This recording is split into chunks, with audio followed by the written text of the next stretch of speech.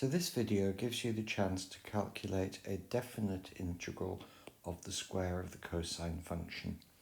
And after you've calculated it, please comment on the sign of your result. So I suggest you have a go with pen and paper, and afterwards when you come back there will be two different solutions. The solution of the method I would normally use myself, and I'm also going to talk about a different method. Anyway, see you in a minute. Welcome back. Let's look at the first solution on the next slide. Okay, so what we want to do now on this slide is to calculate the integral.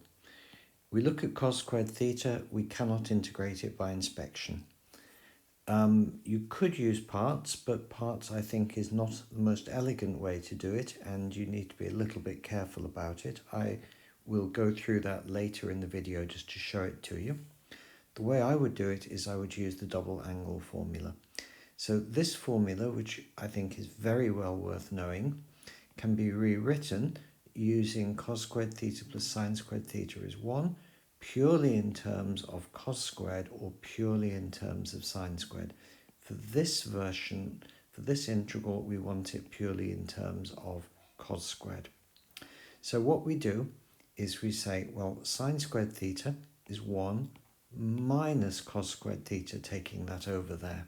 So we have cos squared theta minus, open brackets, 1 minus cos squared theta, close brackets. And then when you expand that, you will get 2 cos squared theta minus 1. I actually know this formula off by heart, and I know the equivalent one, cos of 2 theta is 1 minus 2 sine squared theta as well. If you don't remember it, and you have this and this, you can rederive it. So, rearranging this to find cos squared theta, the integrand, we add 1 to both sides, so 1 plus cos 2 theta, and we divide both sides by 2, so all over 2. So now we can substitute this and rewrite our integrand in terms of 1 plus the cosine of 2 theta, which is straightforward to integrate, all divided by 2. So that factor here of 2 on the bottom means I can just write a half outside. It makes the integral look a little bit less intimidating. The integral of 1 is just theta. What about the integral of cos of 2 theta? Well, it's going to have to be something like the sine of 2 theta, the same argument. And if you differentiate that, you're going to get the cosine of 2 theta. Excellent, that's what we want. But from the chain rule, you will multiply by the derivative of this argument. So the derivative of 2 theta, and that will give you a factor of 2. And here we have cos of 2 theta, but that's easily fixed. All we have to do is just say that we have a factor of a half here to mop up the factor of 2 that you obtain when you differentiate this, and that will give us the cosine of 2 theta when you differentiate it. So we're confident that we've got the integral correctly evaluated. So now we just put in the upper limit. So it's pi over 12 plus a half sine of 2 pi over 12. And I've just immediately written 2 pi over 12 as pi over 6. And then we subtract, and we want to evaluate all of this at the lower limit. And I think a very good habit is opening a large bracket here. Our lower limit is minus pi over 4, so here it's minus pi over 4, and then it's plus a half times the sine of 2 times minus pi over 4, so that's minus pi over 2. Minus 2 pi over 4 is minus pi over 2. Now, whenever you see something like that, you should immediately be itching to change it. And the way that you can change it is you recall that the sine function is odd. And that means that the sine of minus pi over 2 is minus, I take the minus sign outside, the sine of plus pi over 2. So I can rewrite this immediately as plus sine here in the argument, but I then have to put a minus sign outside. So what I'm going to do is I'm just going to turn this plus sign into a minus sign. And what I've done here is I've used the fact that the sine function is odd. If I'd had the cosine of minus pi over 2, the cosine function is even, and I could just say, well, this is the cosine of plus pi over 2. Okay, so now we expand this, and I'm going to immediately gather like terms together. So we've got pi over 12 plus a half sine pi over 6, and then it's minus minus, which is plus pi over 4. So after the pi over 12, I'm going to immediately write plus pi over 4. This term is a half times the sine of pi over 6.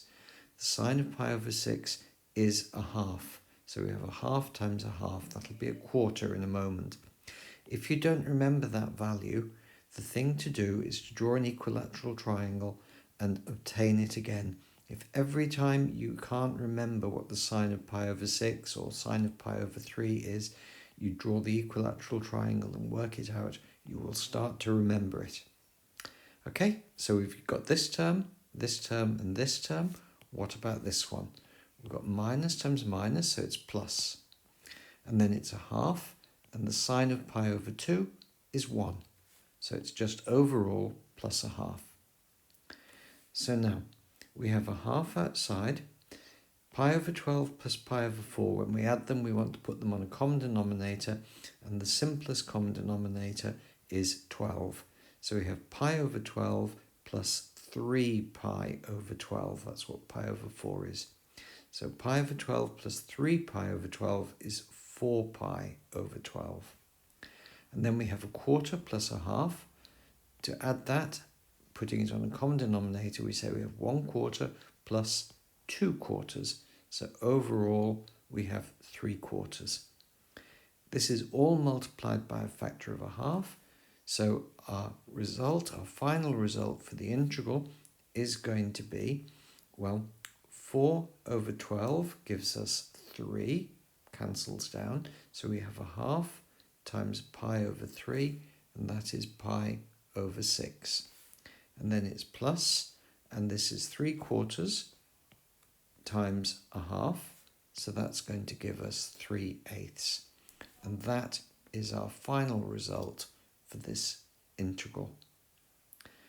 And the comment that we should make, and I'm just going to squeeze it in the bottom here, is we notice that the integral is positive.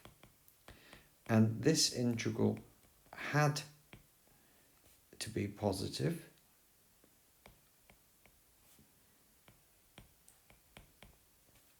and we see the result is positive. Both of these terms that we have here are positive. We could think about bounding the integral. So the integral has to be positive, so it's greater than or equal to 0. And the largest possible value of the integrand is 1.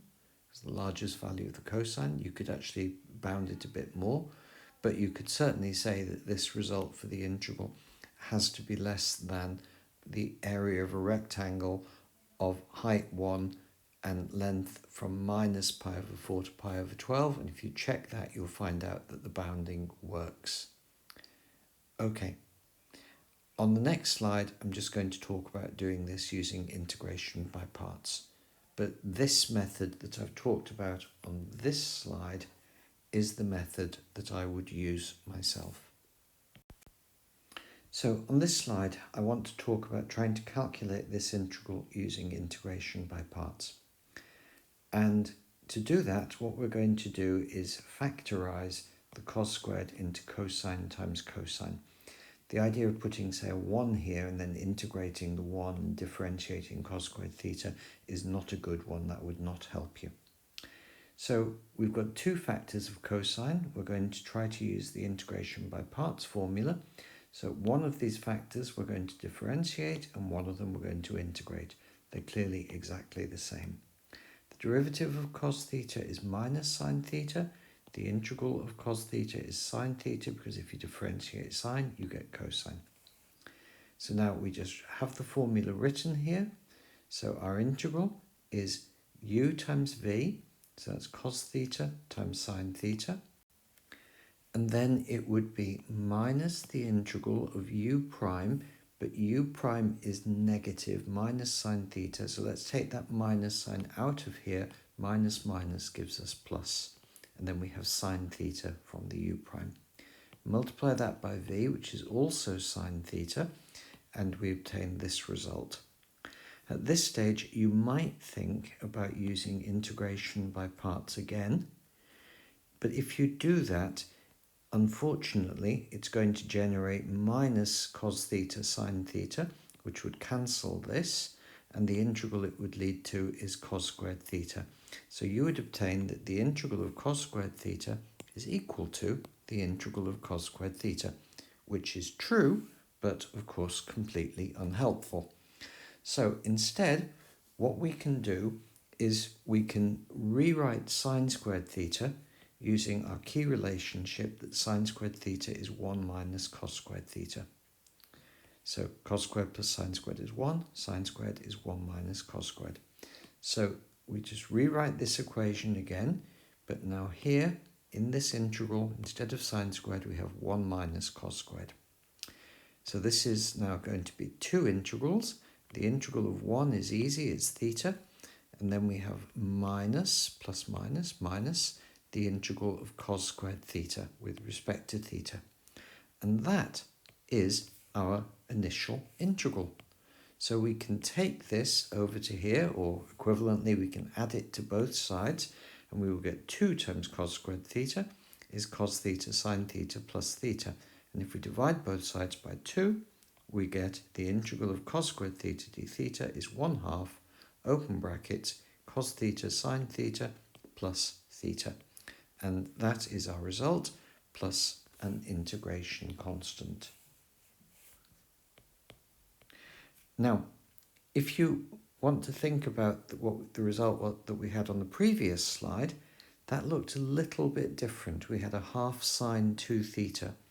But if you remember the other double angle formula, the double angle formula for sine of 2 theta, then you can easily convince yourself that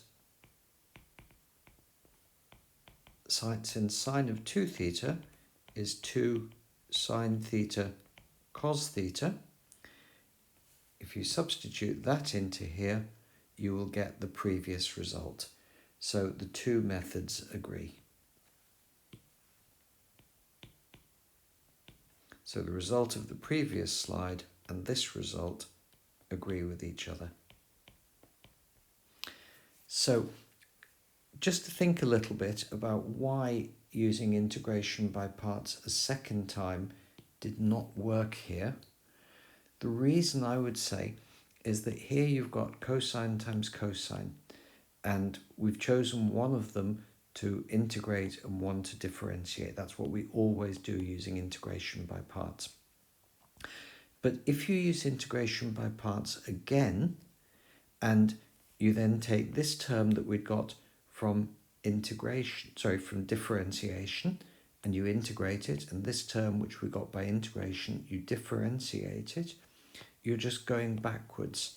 And because these two factors are identical, whatever you do is equivalent to going backwards. So if you use integration by parts, you're essentially just undoing what you did the first time. And with that, I will stop this video.